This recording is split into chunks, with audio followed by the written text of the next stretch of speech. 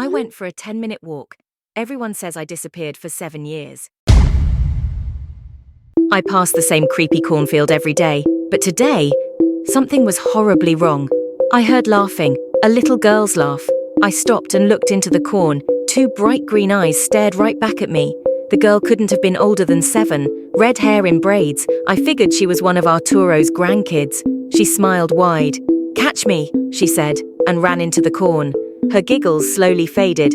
Normally, I would have ignored it. I didn't want to jump the ditch and get my pants muddy. But a little girl running alone through the field, I couldn't just leave her.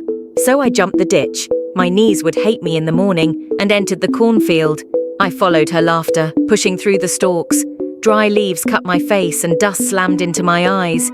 I knew she couldn't outrun me for long. I had longer legs even if she had endless kid energy. But when I finally came out of the corn, I didn't recognize a thing. My house was gone. Everything was covered in a thin layer of snow.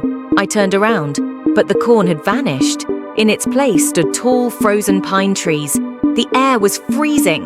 Suddenly, I was thankful my daughter forced me to wear a jacket. I spun around, trying to make sense of this nightmare I apparently fell into.